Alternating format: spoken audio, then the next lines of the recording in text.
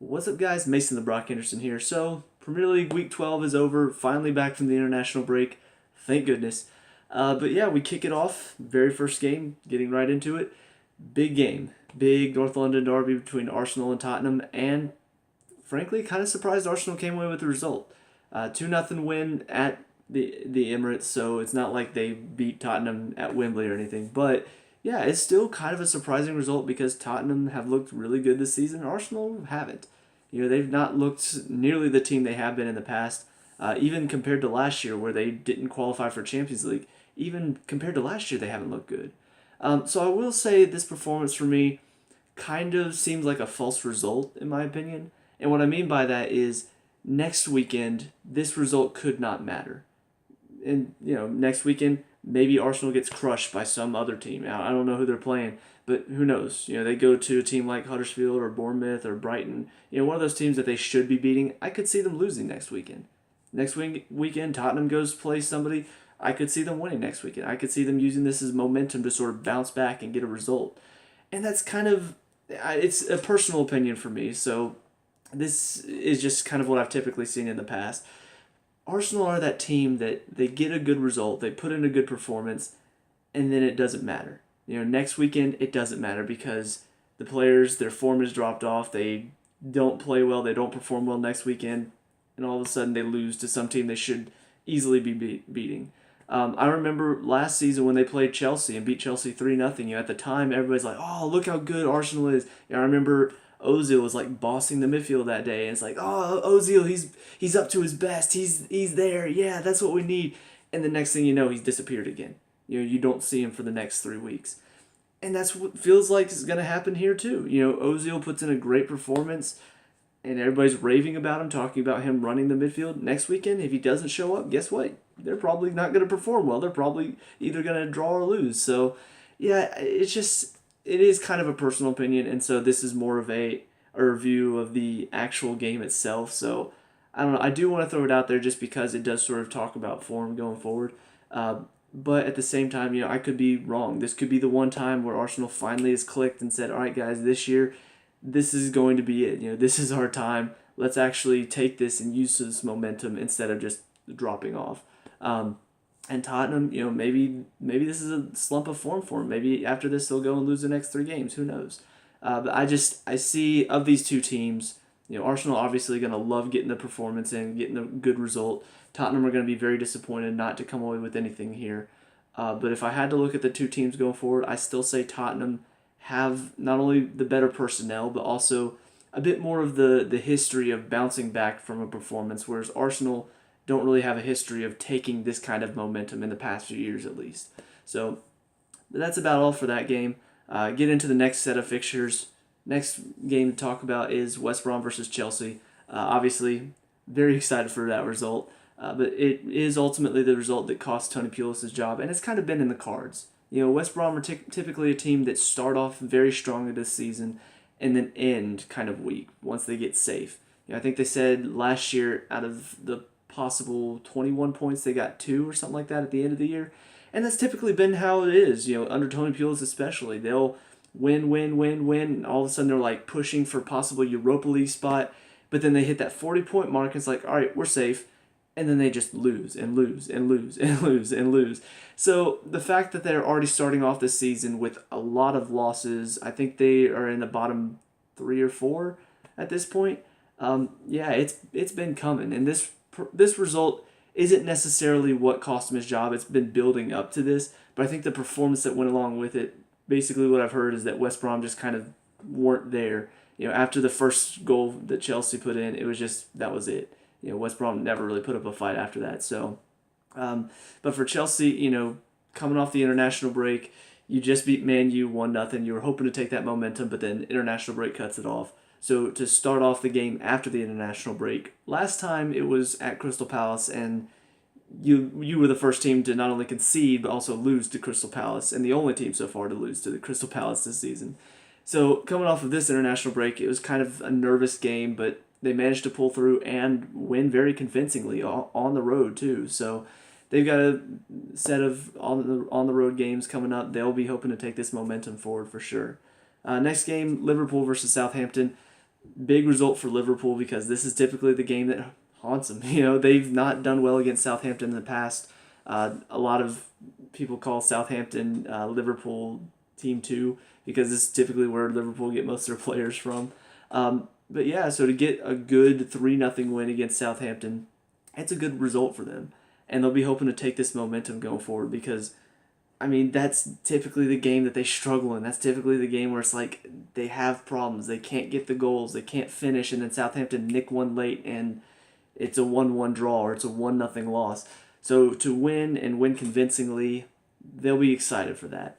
For Southampton, though, I mean, it's another bad result. It's another poor performance. Yeah, you can't score against Liverpool. That's a problem. So Southampton will be wondering what's going on because in the past they've done well. They've managed to stay a mid-table side. They managed to do well, perform well.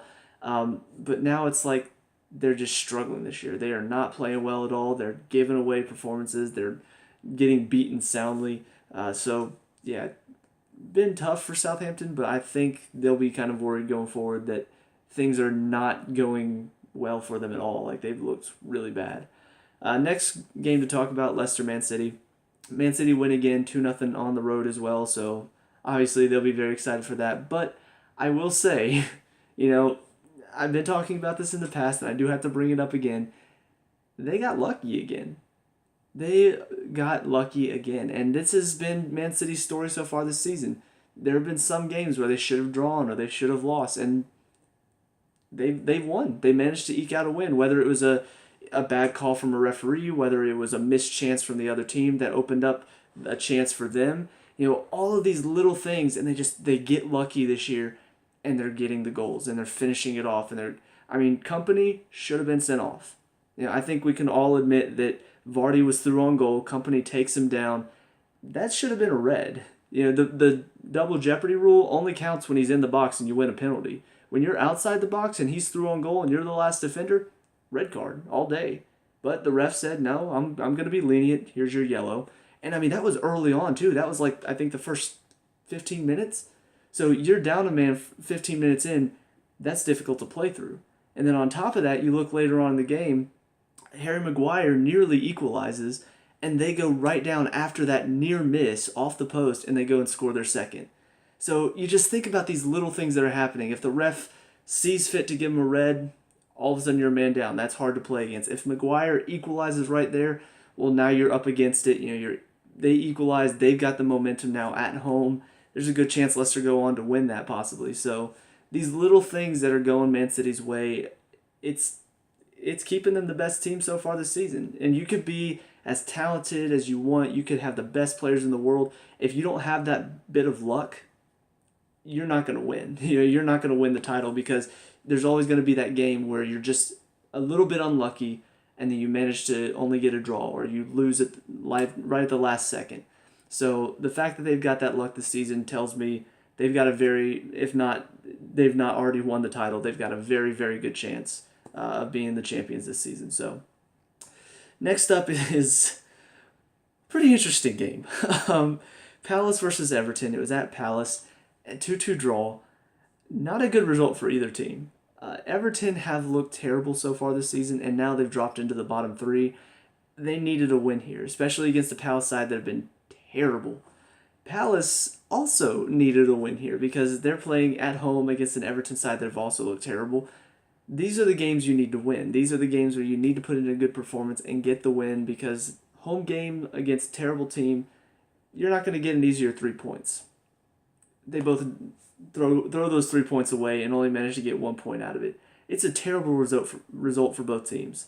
I mean, I know Palace is going to be kind of happy to save the 3 points. Or, no, was it Everton that equalized twice? I think it was Everton that equalized twice. So they'll be happy to get the point out of it because they had to come back from being down a goal 2 times. But I mean, yeah, they'll still be thinking we should have beaten this team. You know, we should beat Crystal Palace this year. If there's any team we should beat, it should be Crystal Palace. So, yeah, I mean, both of them look like relegation candidates this year. And especially for Everton, that's shocking. Because they had a great transfer window. You know, you get players like Rooney and Sigurdsson. You get Michael Keane from Burnley. I mean, all of them very good players, and they're just not clicking. Their defense has not been clicking very well. They haven't been able to get much in the attack. It's going to be a bad season, I think, for both Palace and Everton going forward. So, but next game, talk about Burnley versus Swansea. Kind of expected. Burnley have been playing really well this year. Swansea have been kind of back and forth. They've had a couple really good results, and then they had a couple terrible results. So this is one where Burnley, once again, does the job they need to at home, get two goals. Swansea aren't able to have any sort of response, which makes sense. Burnley have looked really good defensively, so yeah, it's pretty much an expected result. Swansea, though, will be hoping that they can start nicking some of these points on the road, because if not, it's going to be another dangerous season for them overall. But I don't think it's going to hurt them right now. Just maybe down the road, they'll look back on a couple of these results like this one and say, if only we had gotten a point there, maybe we wouldn't be in the same position we are now. And then last one to talk about in this time slot, Bournemouth versus Huddersfield. Bournemouth crush Huddersfield 4-0. And on top of that, at 2-0, Bournemouth get a red card, and that was in the first half. So, yeah, the fact that Huddersfield weren't able to get anything out of this game is pretty shocking, especially considering Bournemouth haven't been looking good so far this season. I don't know. I mean, Bournemouth, maybe this is their game where they're finally stepping up. Huddersfield, maybe this is the game where they're finally realizing that what they've been doing so far has just been far and above what they deserve. I don't know, but it was a pretty shocking result to see Bournemouth just crush Huddersfield with no chances of them coming back. And then the final result on Saturday was just kind of expected. Man U versus Newcastle. You've got, Man U have a lot of players coming back from injury, but, Mourinho doesn't want to talk about injuries. But yeah, so they've got a lot of players coming back. It's at home against Newcastle, who just, they've looked okay this season. It's been mostly, though, they've just been doing what they needed to. They've been beating the teams they need to beat. They've been putting in decent performances overall. But for the most part, I mean, they look like the average side that they are. But, Man U obviously will be happy to get players like Pogba back. Getting Zlatan back on is just, I'm not going to say he's going to change a lot this season, because he does get some goals every now and then, but for the most part, they've been missing Pogba in the midfield, because Matic, he's been doing well defensively, but if you don't have a creative player that he frees up, then him being in there doesn't really help you at all. And that's what's been the story for Man U over these past few weeks, is not having Pogba. You don't have that physical, fast player in the midfield that's just constantly running around. So, yeah, I do think this result will really get the Man U fans feeling like they've got the rhythm back. For Newcastle, they'll be disappointed after scoring the first goal to give away 4 later on. They just look really struggling defensively. So, kind of expected for both sides, but that's been pretty much most of this weekend were expected results. So then we get to Sunday, another expected result: Watford beating West Ham 2-0. Watford have looked good so far this season. They've been a team that a lot of people think, oh well, they were gonna struggle this season. Not sure if really going to put up much of a fight before going down. But they've surprised a lot of people. Marco Silva's come in and done a really good job, and they put in a really good performance. Easily handled West Ham. But, of course, West Ham will be really frustrated that David Moyes comes in for his first game and no change. You can't get a goal. You look sloppy defensively. Yeah, they'll be disappointed not to get anything out of this game. And the fact that nothing feels like it's changing. Most of the time, it's like the first weekend after you get the new manager. There's a little bit of a spark. Maybe you put in a better performance. You don't always win it, but you look like a better team. That's not the case here. And then the final result to talk about happened just a few minutes ago, actually. Brighton versus Stoke. Stoke feels like they're comfortably in the lead, 2-1 up. They're creating chances. They're still looking to finish it off. They don't finish any of those chances. Brighton managed to get one in, make it 2-2. It's kind of a weird result again, because for Brighton, obviously, winning at home will be that thing that they need this season, especially against teams like Stoke. You've got to beat teams like Stoke at home. But because they had to come back from 1-0 and then 2-1 down, they'll be happy to get the point. This is the game I was thinking of whenever I was saying Palace and Everton. this is the game I was thinking about because the home team should be winning, but whenever you got to come from being down twice, you love it. You don't care that you just drew because you had to come back. So yeah, it's one of those things where you'll be feeling great because, oh yeah, we managed to get the draw, we managed to come back and draw, but at the same time there will be that little bit of a feeling where it's like, I feel like we should have won that. Stoke, though, will be really frustrated because they keep conceding goals. And I saw a stat after the game saying that they've conceded second most in the Premier League this season, only under West Ham.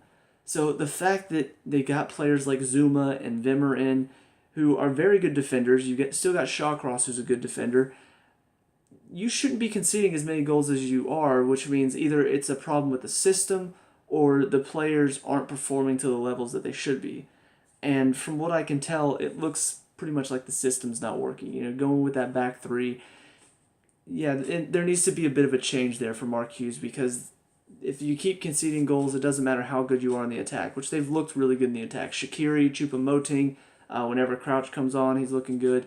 You've got these players who look like they're performing well up top. You're managing to get the goals, but if your defense isn't holding well, if your formation doesn't really allow you to or stop from conceding goals, it's not going to matter how good you look up top. So, yeah, they'll be disappointed to give away the lead twice. Brighton will be disappointed not to win at home, so kind of a bad result for both teams. But that's about it for this entire weekend. So, obviously, going into next weekend, we've got some midweek games in the Champions League. Those teams will be hoping that doesn't disrupt any rhythm that they have in the league itself. And the teams that aren't in the Champions League will be hoping that can allow them to get some upsets this season. So that's about it for me. Let me know what you think down in the comment section below. What were your thoughts on this weekend? Who had the best and worst weekend? Let me know. We can talk about it, discuss all that good stuff. Leave a like and subscribe for future Premier League week reviews. I'll see you guys in the next one. Peace out.